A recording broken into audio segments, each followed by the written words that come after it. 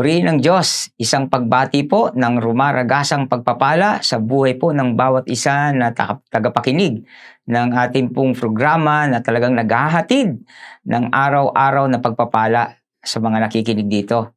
Oo nga po, talagang salamat sa Diyos dahil siya nga po ang ating amang nasa langit na hindi nauubusan ng pagpapala sa ating mga buhay.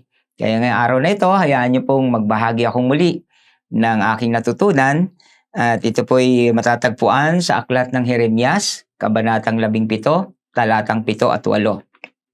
Sa King James Version, ganito ko po babasahin o sa wikang Ingles.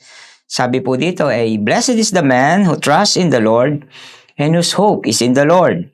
For he shall be like a tree planted by the waters, which spread out its roots by the river, and will not fear when heat comes. But its leaf will be green, and will not be anxious in the year of drought, nor will cease from yielding fruit." Sa ating pong sariling wika, ganito po ang sinasabi. Mapalad ang mga taong nagtitiwala kay Yahweh. Pagpapalain ang umaasa sa Kanya. Katulad niya ay isang punong kahoy na nakatanim sa tabi ng batisan. Ang mga ugat ay patungo sa tubig. Hindi to manganganib kahit dumating ang tag-init. Sapagkat mananatiling luntian ang mga dahon nito, kahit hindi umulan ay wala itong aalalahanin. Patuloy pa rin itong mamumunga. Napakaganda po ng pangako ng Diyos ang matatagpuan po natin sa pamamagitan po ni Propeta Jeremias. Alam niyo po, napakagandang tignan talaga ang isang puno. Na hitik ang bunga at berdeng-berde ang mga dahon. Naalala ko po talaga sa probinsya, ako po tuwang-tuwa na umakyat sa mga puno na po at mamitas na mga bunga. At napapansin ko nga po at totoo pong sinasabi nito na po na kapag ito'y nakatanim sa malapit sa batisan ay doon po talaga natin makikita na po na ang mga punong kagaya nito ay saganang-sagana sa buhay.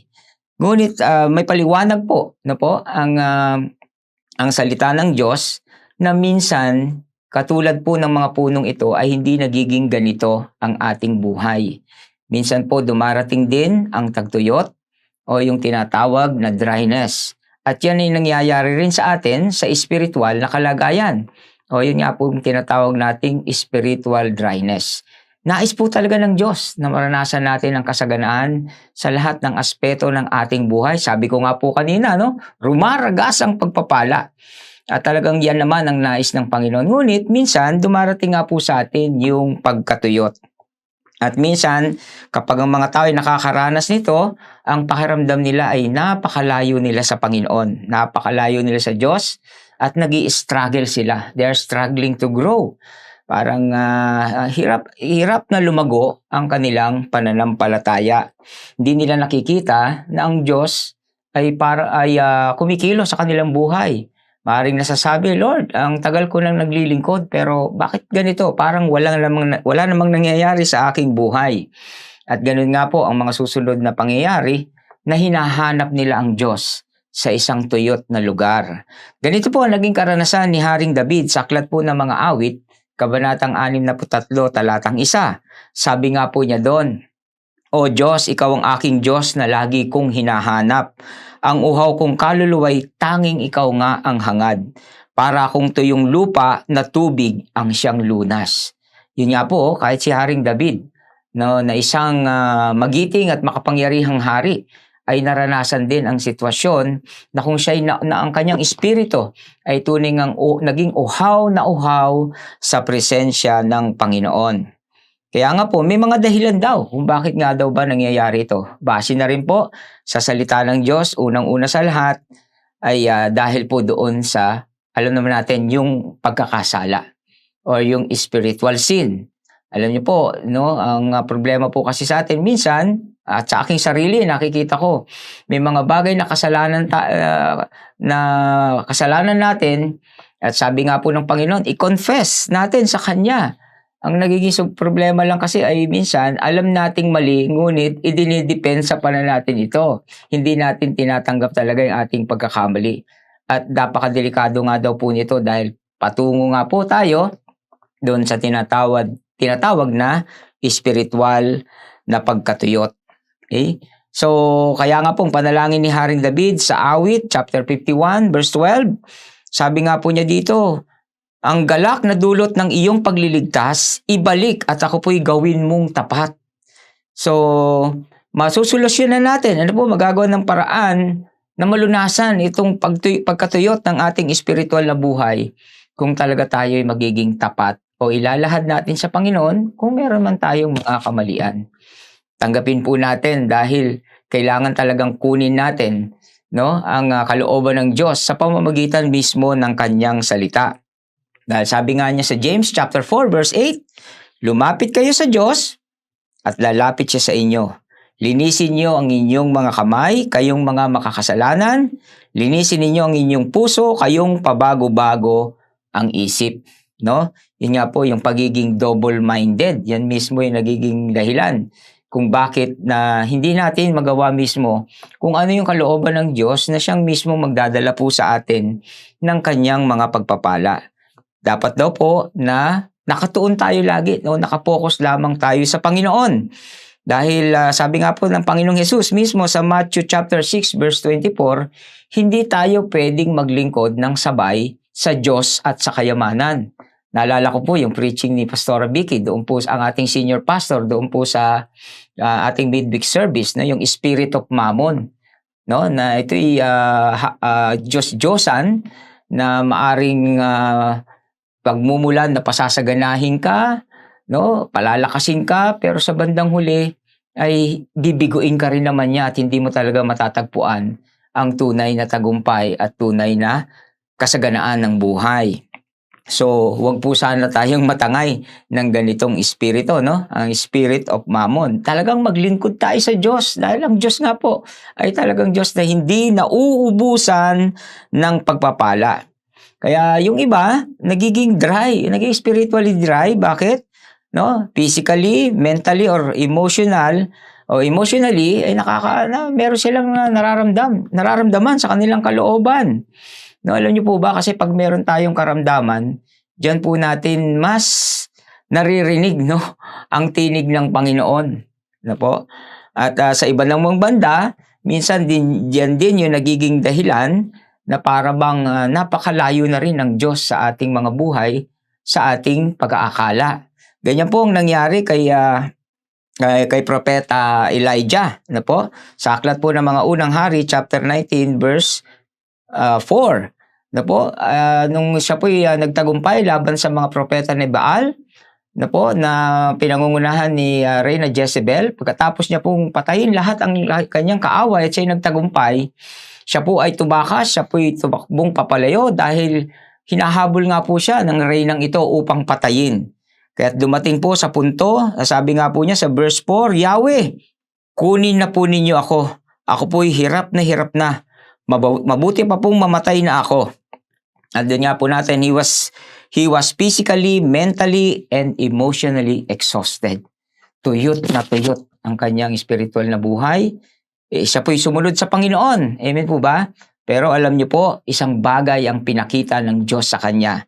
Sa the same chapter, verse 5 and 8, nagpadala ang Panginoon ng provision kay Elijah upang ipakita sa kanyang hindi siya kailanman iniwan ng Diyos. Patuloy siyang pinalakas at pagkatapos niyang magpahinga, yun, minsan kasi kulang tayo sa pahinga Kaya minsan talagang yung mga katawan natin ay bumibigay na rin at naapektuhan tuloy nito yung ating mga spiritual na buhay. Kailangan po natin ng mga pahinga, kapatid, upang hindi talaga tayo maging exhausted.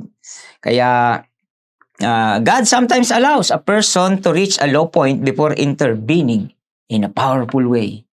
Alam niyo po, minsan inaalaw nga daw ni Lord na yung ating spiritual dryness ay nadadaanan natin. Alala kong ating Panginoong Jesucristo, ang banal na espiritu mismo ang nagdala sa kanya sa ilang. Amen? Nung siya po'y tuksuhin, pagkatapos niyang mag-ayuno ng 40 araw. Pero nakita niya na sa pamamagitan ng makapangyarihang salita ng Diyos na pagtagumpayan niya ang lahat ng tuksong yon. Kaya tayong lahat ngayon na nagtitiwala at lumalapit sa Kanya ay talagang katulad niya ay magiging mananagumpay rin at hindi magtatagumpay sa atin ang anumang kasalanan.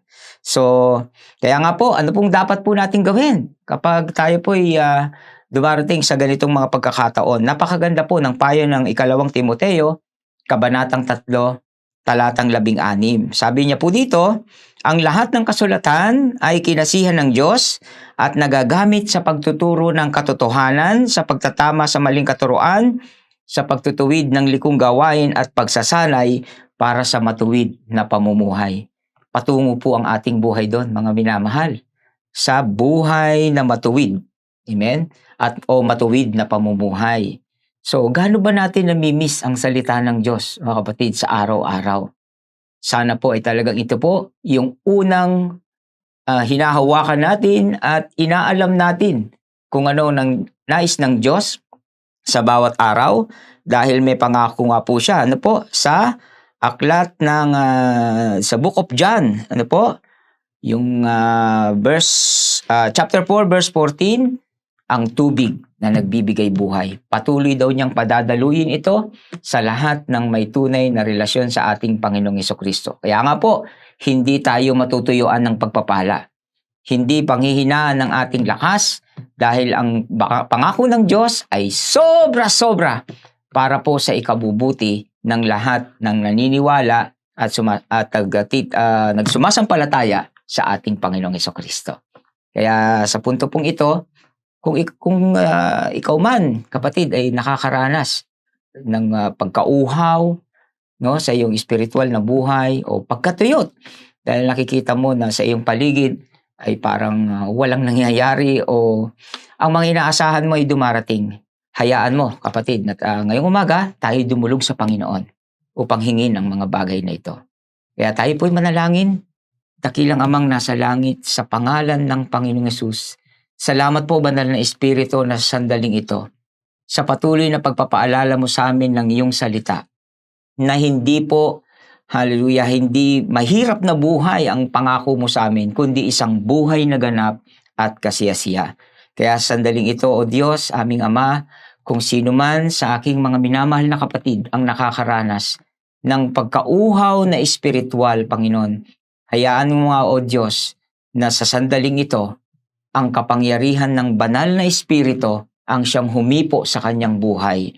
At padaluyin mo nga po, Panginoon, ang iyong masaganang pagpapala, Panginoon, ang iyong kagalingan, O Diyos, kung siya may karamdaman, aming Ama.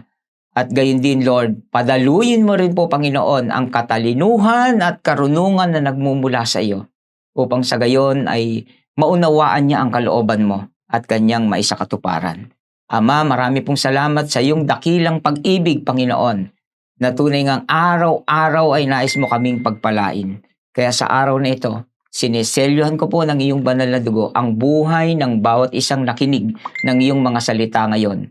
At ang mga salitang ito ay masasaksihan nila, Panginoon, na ikaw ay tapat, na kami nga po ay lais mong pagpalain at patuloy na magkaroon ng isang buhay, Panginoon, na masagana, hindi nagkukulang, at patuloy na may magandang malakas na pangangatawan upang maglingkod sa iyo. Kaya pinupuri ka namin at pinasasalamatan sa araw na ito. Ito po ang aming samot dalangin sa makapangyarihang pangalan ng Panginoong Hesus, at ang lahat ng tinugon ng Diyos sa panalangin ito ay magsabi ng Amen. Maraming salamat po, mga minamahal. Hanggang sa muli pong muli, God bless you all po.